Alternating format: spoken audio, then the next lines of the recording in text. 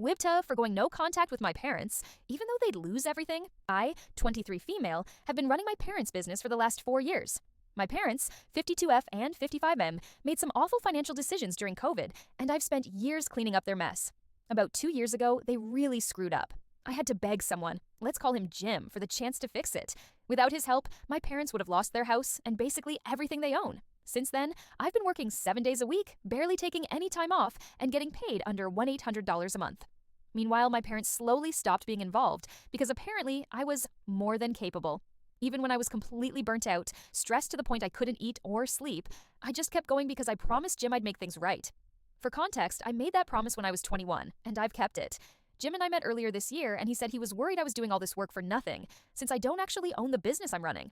I brushed it off because they're my parents, right? They wouldn't screw me over. Yeah, about that. I was wrong. Fast forward to now, November, and Jim recently brought up the same concern. I've been running this place solo for years, yet I still have no ownership, no proper pay, and no acknowledgement. To make it worse, I recently found out my parents have been secretly taking around $3,000 a month out of the business, behind my back, not telling me, and hiding it from me.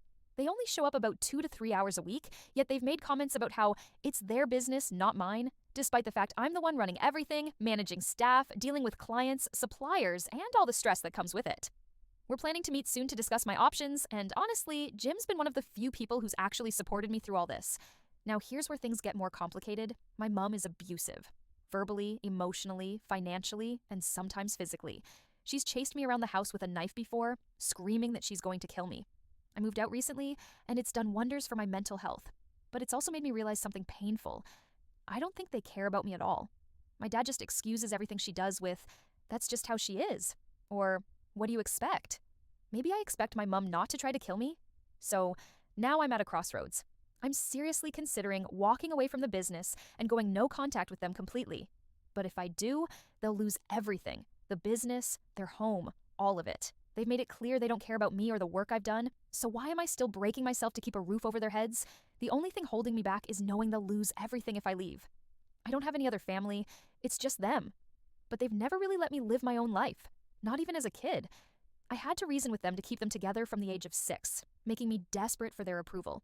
Would I be the asshole for finally putting myself first and walking away, even if it means they lose everything?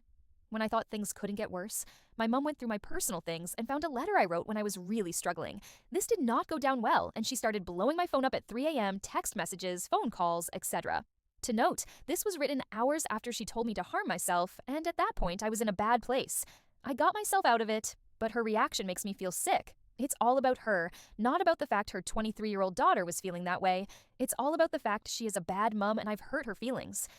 Maybe don't open a sealed envelope that doesn't have your name on it. This is making me want to cut contact even more. I couldn't imagine treating someone like that, and it makes me feel physically sick. I really don't know if I'll be able to wait 2 weeks. My dad, of course, says nothing to defend me, or even seems bothered that she's treating me this way.